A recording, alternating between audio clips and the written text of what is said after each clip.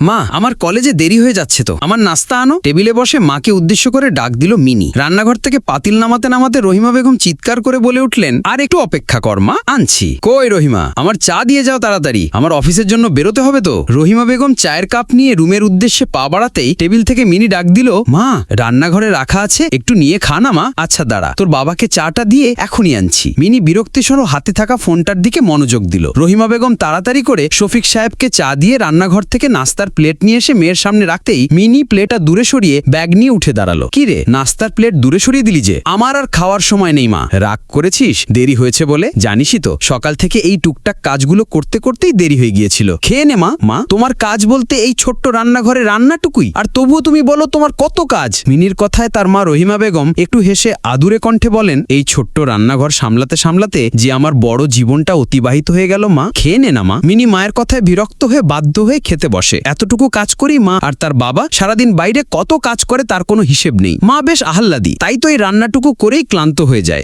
দক্ষিণ দিকের রুমটা থেকে রহিমা বেগমের ছেলের উচ্চস্বর ভেসে এলো, মা খাবারটা দেবে নাকি? কলেজের দেরি হচ্ছে তো। আঁচলে হাত মুছতে মুছতে রান্নাঘরের দিকে পা বাড়িয়ে বললেন, দাঁড়া এখনই দিচ্ছি। মা, জামা কাপড় কোথায় রেখেছো? আলমারিতে আছে। শাওন না খুঁজে মায়ের উদ্দেশ্যে ডাক ছাড়লো, মা পাচ্ছি না, তুমি এসে দিয়ে যাও। জুতোগুলো একটু মুছে দিও তো, আমি গোসল ছেড়ে আসি। বলতে বলতেই শাওন ওয়াশরুমের দিকে পা বাড়ালো। ইস, সে একেবারেই ভুলে গেছে চুলাতে দুধ বসিয়েছিল। তাড়াহুড়ো করে গরম পাতিলে হাত দিতেই কোমল চামড়াটা ছ্যাত করে পুড়ে গেল। আর্তনাদ করে উঠলেন রহিমা বেগম। মিনি ছুটে এসে মায়ের হাত পুড়ে দেখে দ্রুত ক্রিম এনে মায়ের হাতে দিয়ে বলল, মা তুমিও না সামান্য রান্নাঘরটাও সামলাতে পারো না? তাড়াতাড়ি ওষুধটা লাগিয়ে আমার ডিম ভাজিটা করে দাও। আজকে ডিম ভাজি করে দাওনি? জানো না আমি ডিম ভাজি ছাড়া রুটি খেতে পারি না? রহিমা বেগমের হাত জ্বলে যাচ্ছিল, কিন্তু তিনি ক্রিম লাগালেন না। দ্রুত চুলা থেকে দুধ নামিয়ে মেয়ের জন্য ডিম ভাজতে লাগলেন। ক্রিম লাগানোর মতো শৌখিনতার সময় তার নেই। সবাই বাইরে যাবে বড় বড় কাজ করতে, আর তার এই ছোট্ট রান্নাঘরের ছোট্ট কাজটাই না বিশাল। আমার শার্টটা কই? জানি এটার বোতাম পড়ে গেছে, অফিসের পরে যেতে পারবো না, এটার বোতাম লাগিয়ে দিও। আর আমার জন্য কালকে একটা শার্ট ইস্ত্রি করে রাখতে বলেছিলাম না, সেটা দাও। রহিমা বেগম দ্রুত রুমে গেলেন।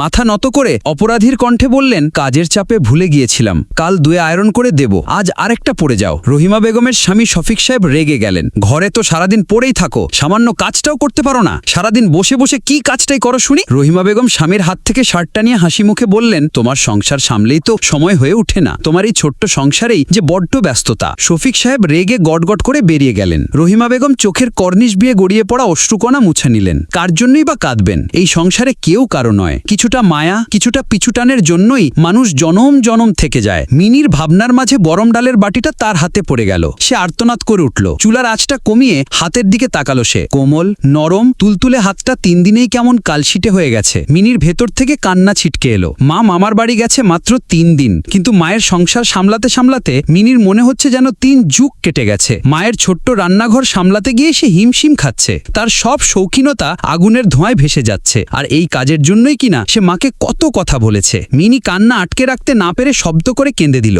বাবার বাড়ি থেকে মাত্র ফিরে রহিমা বেগম দ্রুত ছুটে এলেন। মেয়ের হাত লাল হতে দেখে ফ্রিজ থেকে বরফ নামিয়ে হাতে গসতে লাগলেন। পোড়া জায়গায় ফু দিতে দিতে আদুরে কণ্ঠে বললেন, অনেক জ্বলে যাচ্ছে মা, তোর দাদু অসুস্থ না হলে তো যেতামই না। ইস, কতটা পুড়ে গেছে, অনেক কষ্ট হচ্ছে। তুমি এখন যাও মা, বাকিটা আমি করে ফেলবো মা। মিনি কান্নায় ভেঙে পড়ল। একদিন মায়ের হাত পুড়েছিল আর সে বিরক্ত হয়েছিল, আর আজ তার হাত পুড়তে দেখে মা বিচলিত হচ্ছেন। মিনি মায়ের বুকের বাঁ দিকটা ফু দিল। রহিমা বেগম অবাক কণ্ঠে বললেন, কি করছিস মা? মিনি মায়ের বুকের বাঁ দিকটা যত্ন করে বুলিয়ে দিয়ে আদুলা কণ্ঠে বলল, প্রতিদিন তো আমাদের কথার তেজে এই জায়গাটা ক্ষত বিক্ষত হতো, তাই ফু দিয়ে দিলাম, যদি জ্বালা একটু কমে এই আশায়। মা, তোমার ঘরে বড্ড কাজ, এই রান্নাঘর বড্ড পোড়ায় মা, বড্ড পোড়ায়। রহিমা বেগম হাসলেন।